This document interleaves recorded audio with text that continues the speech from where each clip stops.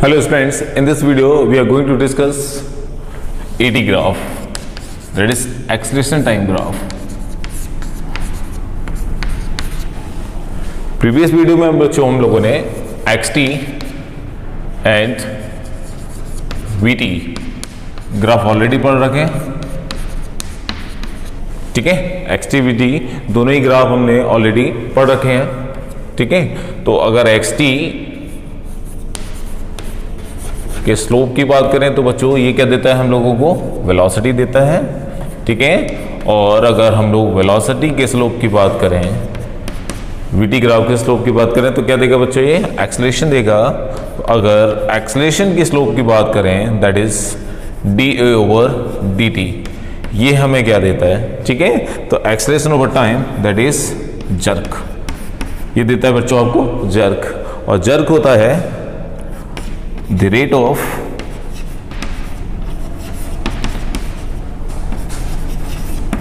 change of acceleration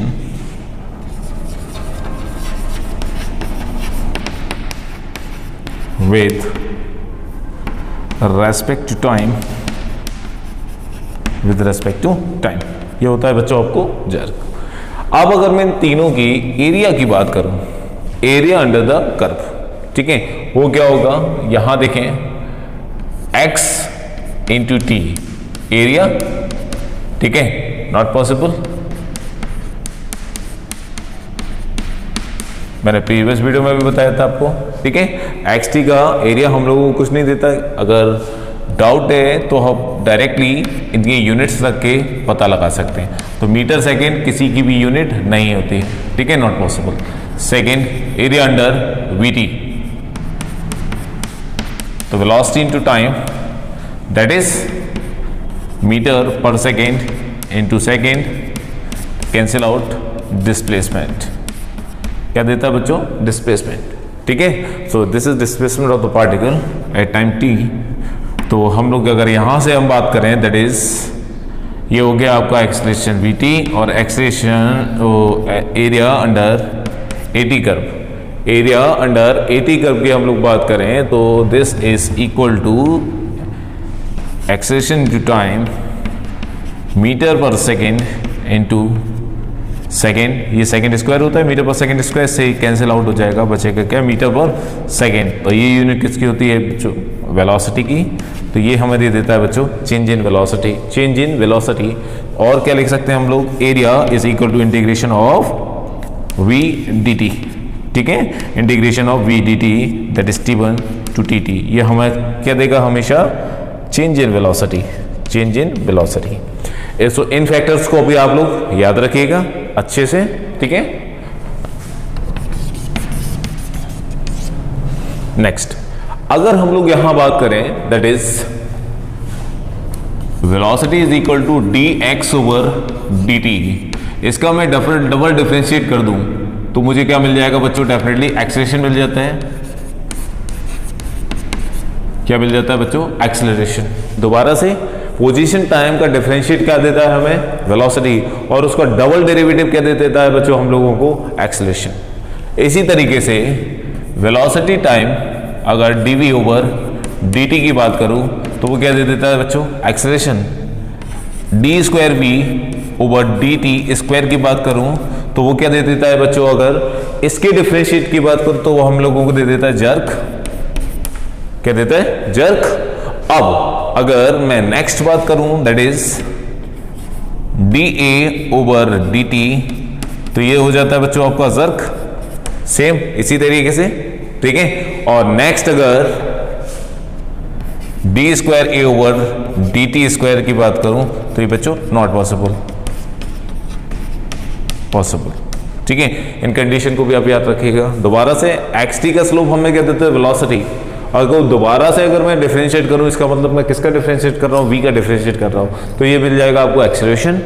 यहां देखें dv/dt, इसका डिफरेंशिएट किया तो क्या मिला, एक्सेलरेशन, ठीक है। vt ग्राफ की हम अगर बात करें, vt ग्राफ, ये xt के लिए हम लोग बात कर रहे हैं और ये हम लोग बात कर रहे हैं at के लिए, ठीक है। तो कंफ्यूजन नहीं होना चाहिए, दैट इज dv/dt एक्सेलरेशन। और अगर मैं इसको दोबारा से डिफरेंशिएट करूं तो क्या मिल जाएगा मुझे, जर्क मिलेगा। ठीक है, अगला देखें एटी ग्राफ। अगर मैं एटी के स्लोप की बात करूं तो क्या दे रहा है, वो जर्क दे रहा है। ठीक है, दिस वन। और अगर मैं इसको दोबारा से डिफरेंशिएट करूं तो उसका पॉसिबल नहीं है।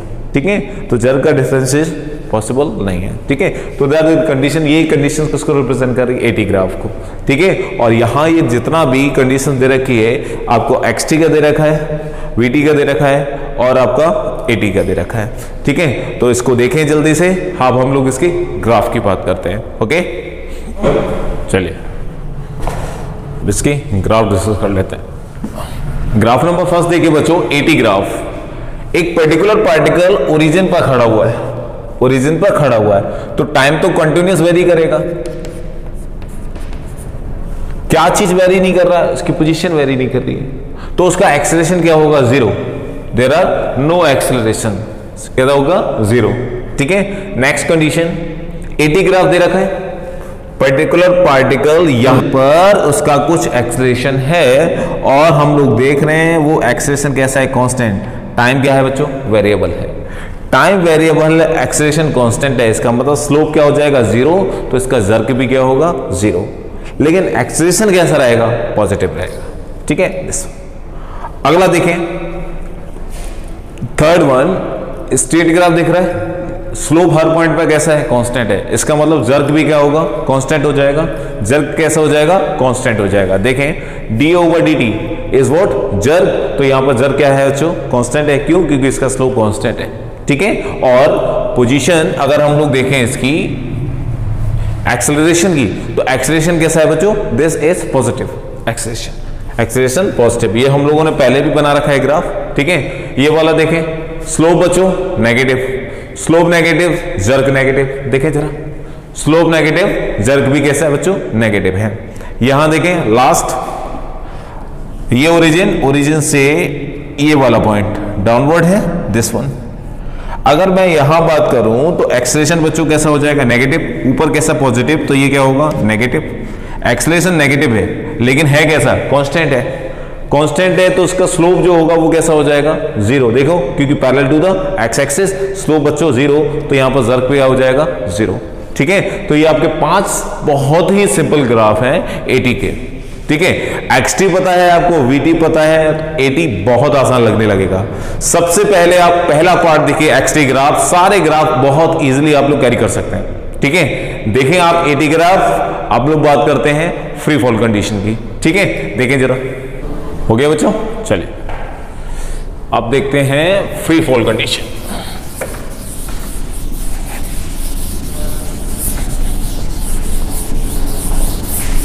नेक्स्ट देखें बच्चों, free fall graph.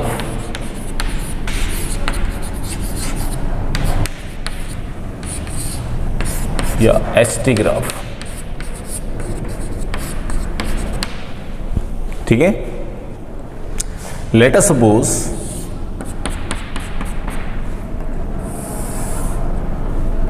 This is the tower,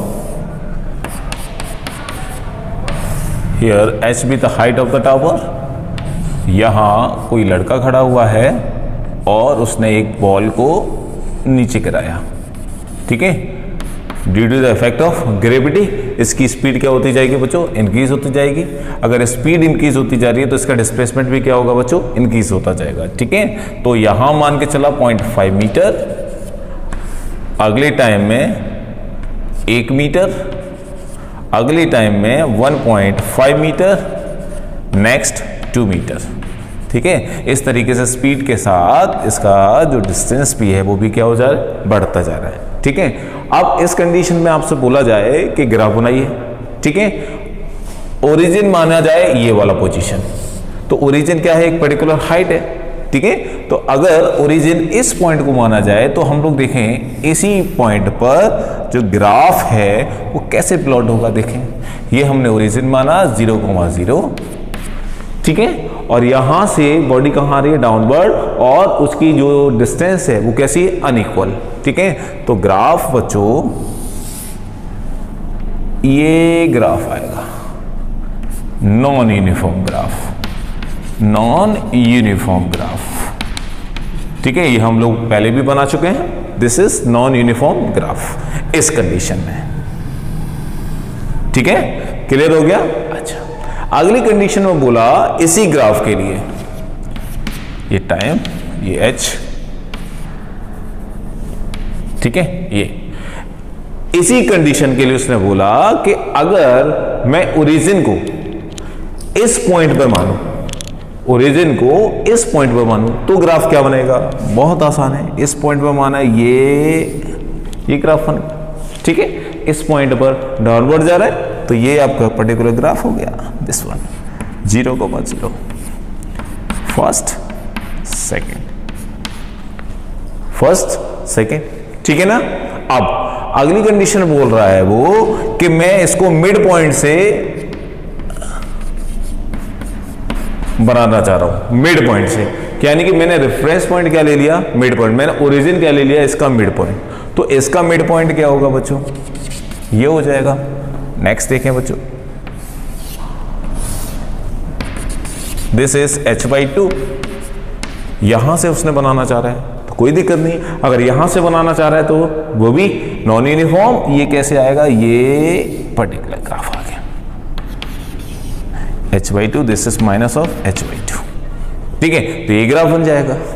देखें अच्छे से समझे बच्चों, ठीक है, तो क्या बन गया बच्चों, ये वाला ग्राफ बन गया, ठीक है। तीनों ग्राफ देखें एक ही कंडीशन को रिप्रेजेंट कर रहा है, बट ओरिजिन अलग अलग से हम लोगों ने कंसीडर किया है, अलग अलग तरीके से, ठीक है। अगली कंडीशन में बोला कि अगर मैं मानूं कि डिस्प्लेसमेंट मेरा ऊपर की तरफ हो रहा है, ओरिजिन मैंने ये मान लिया, origin can be shifted anywhere, जहां मर्जी आप ओरिजिन को शिफ्ट कर सकते हैं। अगर डिस्प्लेसमेंट ऊपर की तरफ हो रहा है तो ग्राफ कैसे बनेगा, ऐसा बनेगा। डिस्प्लेसमेंट कहां हो रहा है बच्चों, ऊपर की तरफ, तो ग्राफ ऐसा बनेगा, बट नॉन यूनिफॉर्म बनेगा। इसको देखें, ठीक है। अगली कंडीशन में बोला कि अगर मैं इस ओरिजिन को माइनस वाई एक्सिस पे ले लूं, माइनस वाई एक्सिस पे ले लूं, देखें जरा,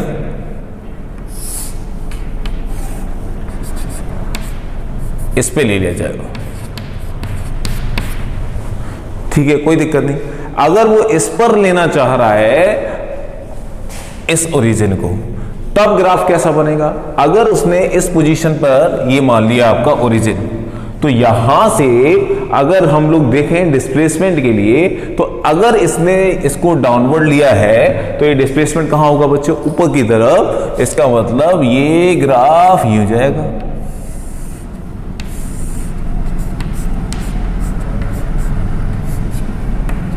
ये, ठीक है। देखें इसको,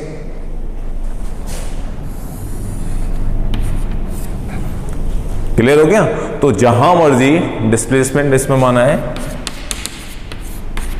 डाउनवर्ड, ठीक है, ये डिस्प्लेसमेंट डाउनवर्ड, ये एज इट इज है उसी हाइट पर, एट सेम हाइट, ठीक है, सेम हाइट, और ये मिला है h/2 हाइट पर, एट h/2 हाइट, ठीक है। यहां इस कंडीशन में बात करें, वो कह रहा है अगर डिस्प्लेसमेंट ऊपर की तरफ हो रहा हो, इफ डिस्प्लेसमेंट अपवर्ड,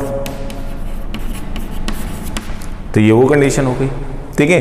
ये कंडीशन, सेकंड ग्राफ क्या बता रहा है बच्चों कि डिस्प्लेसमेंट, यानी कि इसने ओरिजिन कहां मान लिया, इस पॉइंट पर, ओरिजिन कहां माना, इस पॉइंट पर, तो ग्राफ कैसा बनेगा। तो ये 5 ग्राफ इसी कंडीशन को रिप्रेजेंट कर रहे हैं, first, second, third, fourth and fifth, ठीक है। तो किसी को भी कंफ्यूज नहीं होना चाहिए, इसको अच्छे से देखो, अच्छे से इसको एनालाइज करो, ठीक है। देखें इसको, अगर नेक्स्ट कंडीशन में अगर ले लूं कि मान के चलिए ये आपका कोई प्लेटफॉर्म, ठीक है, यहां से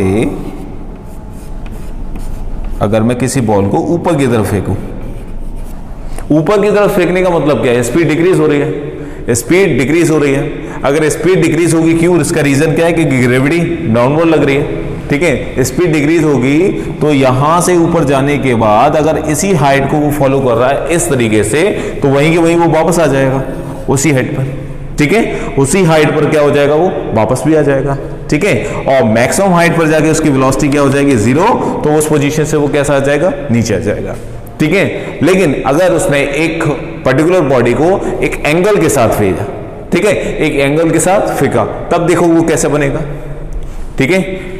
हो गया ये, देखें इसी में देखें,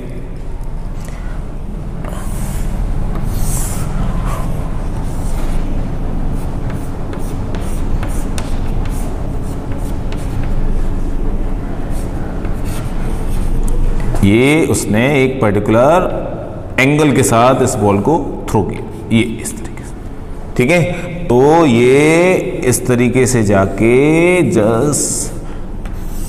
जब वो मैक्सिमम हाइट पर पहुंचेगा बच्चों, तो उसकी वेलोसिटी क्या हो जाएगी 0, फिर वो कहां आने लगेगा, नीचे आने लगेगा, ठीक है।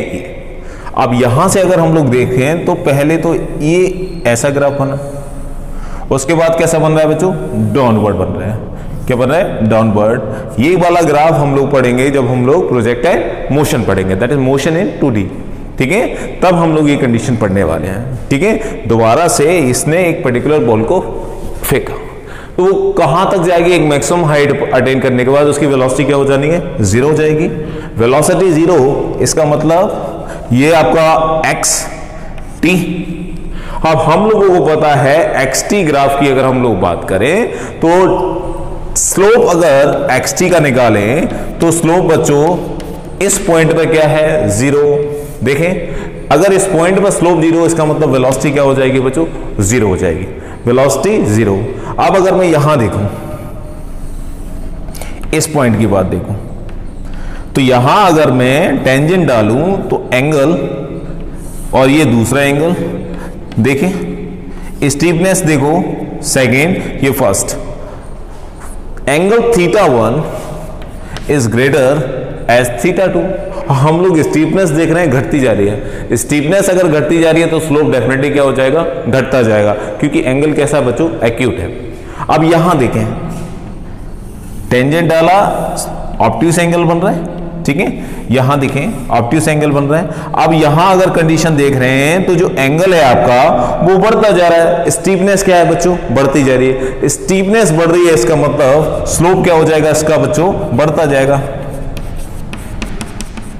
स्लोप बढ़ रहा है यानी कि इसकी स्पीड भी क्या हो रही होगी, बढ़ रही होगी, ठीक है। So this is the condition, ठीक है। तो इस तरीके से हम लोग फ्री फॉल कंडीशन को भी इजिली कैरी कर सकते हैं, ठीक है। तो ये बच्चों कुछ फ्री फॉल के ग्राफ हो गए, ठीक है ना, देखें इसको अच्छे से, ओके। आगे हम लोग मिलते हैं नेक्स्ट वीडियो में नेक्स्ट टॉपिक के साथ, ओके, थैंक यू।